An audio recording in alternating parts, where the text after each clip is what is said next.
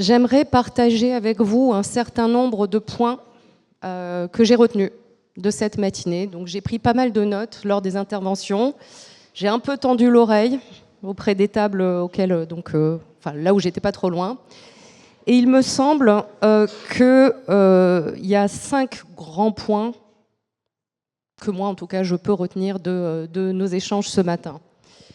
Il y en a beaucoup plus, évidemment, mais en tout cas, j'en ai extrait 5. La première, c'est que l'expérience client B2B est un levier stratégique pour se différencier, créer de la valeur.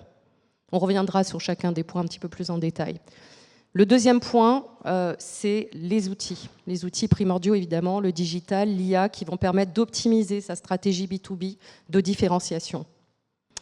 Le troisième que j'ai retenu, c'est qu'il faut quand même, néanmoins, on l'a vu, trouver un équilibre entre techno, digital, IA et l'humain qui reste au cœur de tout. On verra ça tout à l'heure. Le quatrième point qui me semble essentiel, c'est que pour créer une expérience client cohérente, il va falloir créer un cadre structuré et aligné en interne. En interne, donc auprès de ses équipes, mais également en interne dans ses outils. Et enfin, dernier point qu'on verra, c'est l'expérience client comme moteur de croissance et d'engagement. Donc, je ne sais pas si vous êtes tous d'accord avec ces 5 points essentiels. Je les ai extraits des interventions des uns et des autres. Et on va commencer par le premier point. Donc, ce sont les notes que j'ai tapées. Je vais essayer de ne pas les louper. Donc, le premier point qui est l'expérience client B2B comme levier stratégique pour se démarquer. On a vu que les acheteurs sont plus exigeants sur un terrain donc B2B extrêmement concurrentiel. Lauréano nous en a parlé.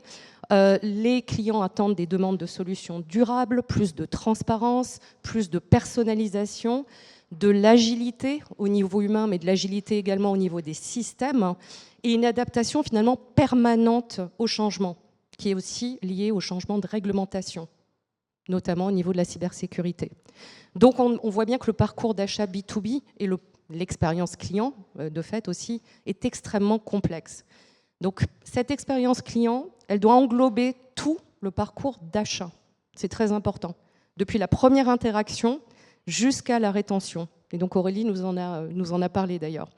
De la prise de conscience de l'achat, donc d'un besoin stratégique, d'un besoin de changement, d'une nouvelle solution, d'un nouveau produit, à la considération jusqu'à l'achat, en passant par la comparaison. Puis après la décision d'acheter, évidemment, l'expérience client qui commence jusqu'au renouvellement. Donc il faut couvrir chacune des étapes de ce parcours d'achat et de l'expérience client, établir ces points de contact, identifier les moments clés, ce qu'on appelle les moments de vérité en marketing, dans la vie du client, et absolument y répondre, parce que si vous ne le faites pas, il y a de fortes chances que vos concurrents le fassent.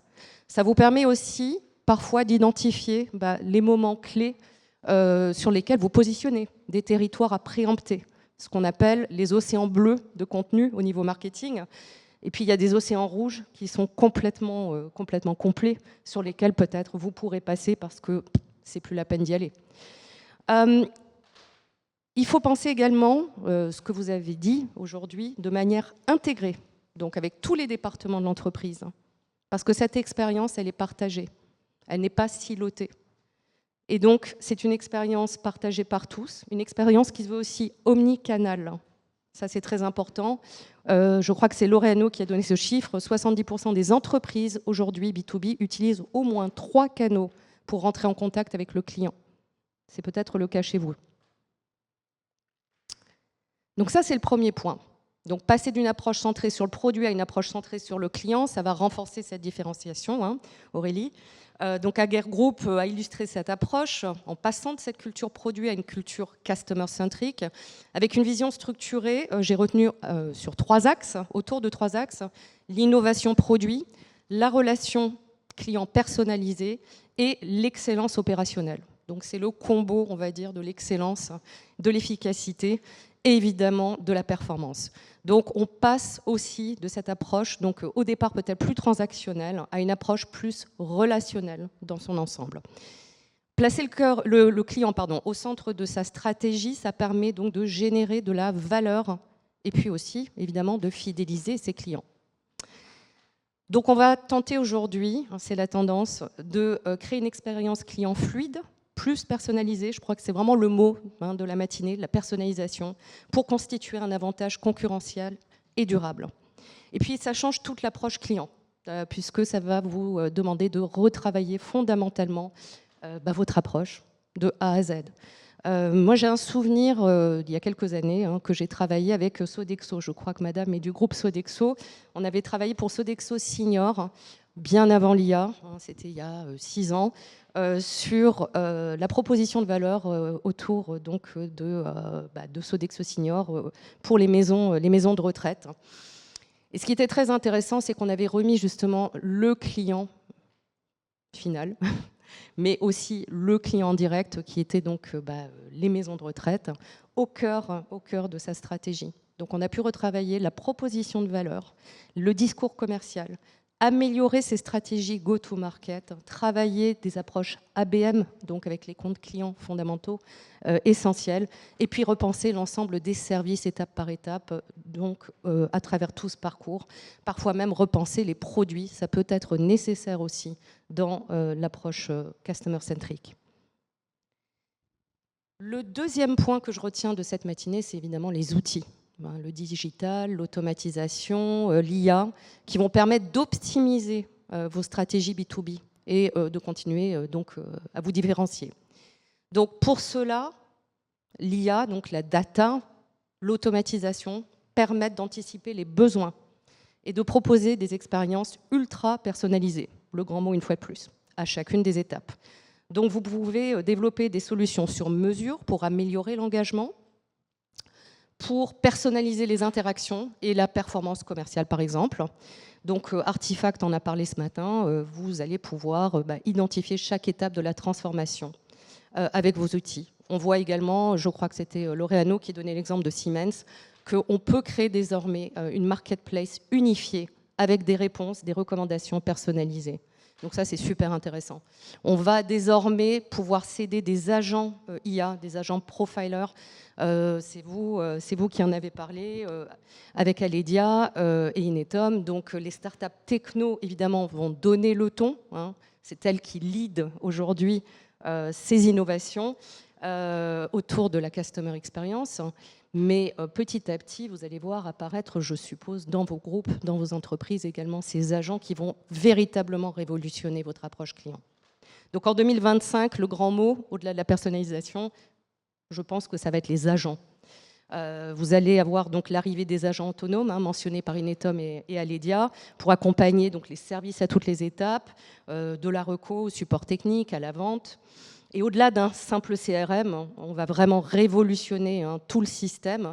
Il va y avoir une urbanisation complète et intelligente de l'ensemble de son ERP, donc de l'ensemble des fonctions, métiers et des process de l'entreprise. Et ça, c'est super, super intéressant. Alors, attention néanmoins à retenir aussi à la qualité de la data. L'IA ne fait pas tout. Si vous avez, je vais être vulgaire, une data dégueulasse, ça fait des années qu'on se bat contre ça, forcément, vous aurez des résultats extrêmement médiocres. Donc l'IA ne va pas remplacer cela et ça ne vous empêche absolument pas de travailler surtout votre data pour avoir de la donnée qualifiée, de la donnée exploitable et juste. Le troisième point que je retiens, quand on a travaillé sa stratégie customer-centric et puis ses outils, c'est évidemment qu'il reste l'humain. L'humain reste au cœur de tout. Votre client est un lead, mais votre client est un humain aussi, ne l'oubliez jamais. Donc il faut trouver cet équilibre entre le digital et l'humain pour enrichir justement cette relation client et répondre aux attentes spécifiques de vos clients. Donc l'avis d'un expert, d'un humain reste primordial dans cette équation. C'est Orange Wholesale International, Tristan, qui en a parlé et qui a montré cette importance d'un équilibre entre le digital, l'humain pour enrichir justement cette relation. Avec une démarche qui était celle de mettre en avant et en place donc, des processus qualité, avec un référentiel unique, très intéressant, d'aligner les pratiques au sein de l'entreprise, donc entre marketing, sales, mais pas que, au niveau du service également, de l'après-vente, etc. Donc l'humain reste vraiment au cœur de la relation client B2B. Elle repose fortement sur les vendeurs. On aurait pu croire qu'avec l'IA, tout ça va disparaître, mais pas du tout. Les vendeurs jouent toujours un rôle clé dans l'expérience et la fidélisation, dans l'ultra-personnalisation justement, dans le relationnel. Cela, l'IA ne peut pas le remplacer. Donc, il est intéressant de penser un parcours du point de vue du client. C'est ce que Orange Wholesale a fait. Et non pas à partir des processus internes. Là, on revient, j'aurais tendance à dire, à une stratégie product-centric quand on fait ça. Hein. Donc vraiment changer de paradigme, de prisme aussi, en mettant une fois de plus le client au cœur de tout, en privilégiant les attentes des clients plutôt que des logiques internes, comme vous l'avez mentionné Tristan, des logiques donc d'organisation et de process internes. Il faut rester à l'écoute. Une fois de plus, le lead, c'est une personne, c'est un humain. Donc l'expérience client va avoir un impact direct sur la compétitivité et la performance. Donc une expérience client optimisée, ça va améliorer la satisfaction, ça réduit le churn, ça accélère la conversion.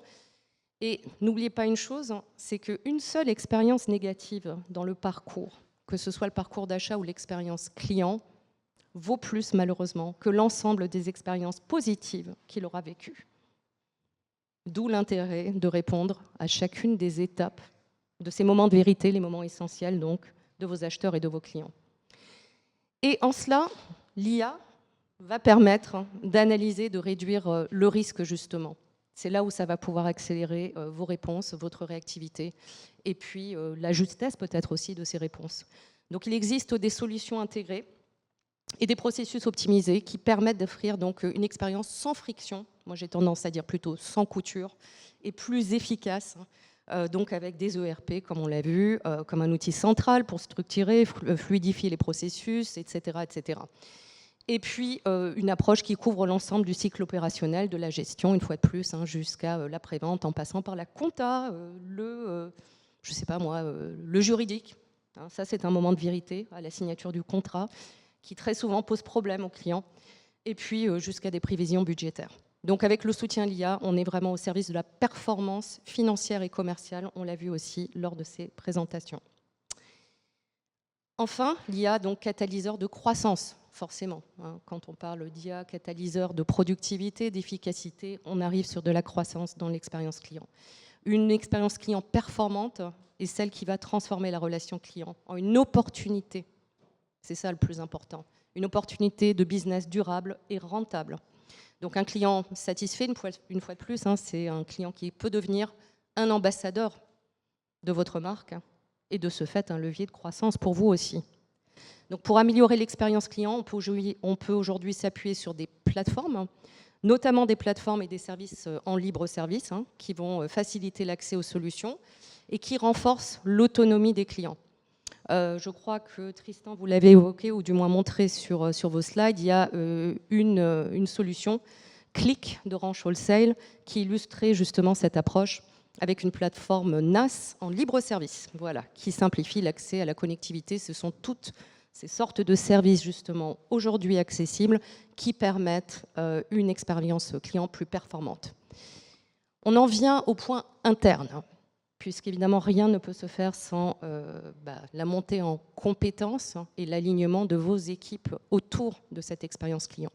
Il faut créer un cadre structuré et aligné pour une expérience client cohérente. Donc l'expérience client, elle doit être pensée du point de vue du client une fois de plus et non pas des processus internes.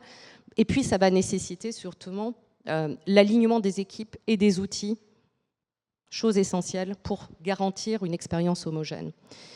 Donc chez Orange, vous avez créé un référentiel unique, ça permet d'aligner évidemment les équipes.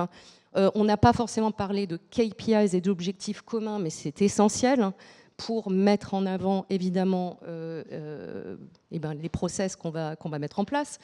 Il va falloir créer ce qu'on appelle un SLA, un Sales Level Agreement, ou un accord, on va dire, de travail entre toutes ces équipes, vente, marketing, après-vente, service, pourquoi pas produit, innovation, etc., pour savoir comment ça va fonctionner, à quel niveau se trouve la gouvernance aussi, ça c'est un point essentiel, et puis où sont les responsabilités dans tout ce parcours centré autour du client. Et tout ça va permettre justement d'aligner toutes les équipes sur une expérience client harmonisée et maîtrisée.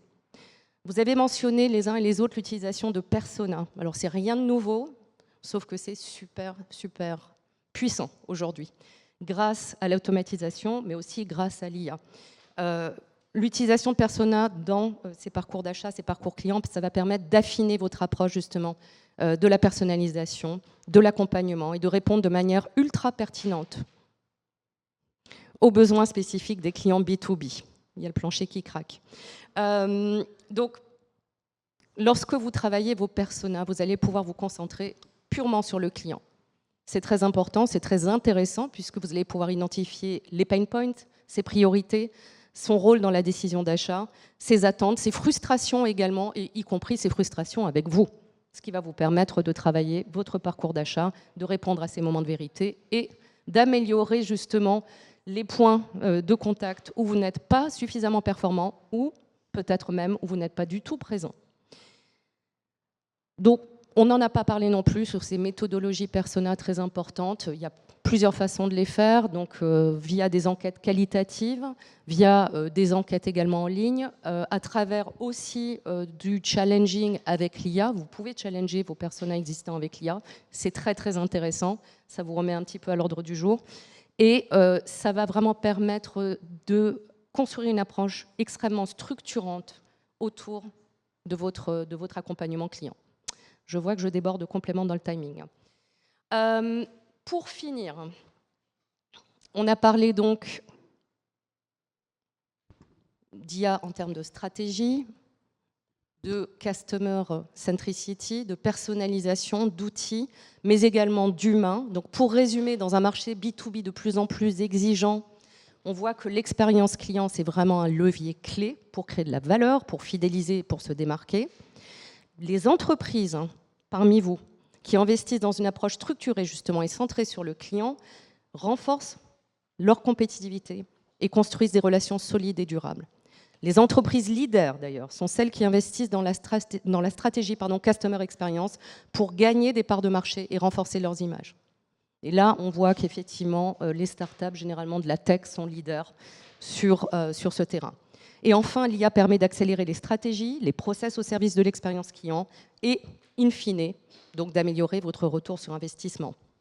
Donc on peut optimiser son expérience client et catalyser sa croissance avec l'IA. Pour résumer, l'IA, ça reste un super assistant pour l'expérience B2B, mais je dirais qu'en phrase de conclusion, l'IA va gérer la simplicité, la répétition, le volume, mais seul l'humain peut apporter la subtilité nécessaire pour créer l'expérience client unique.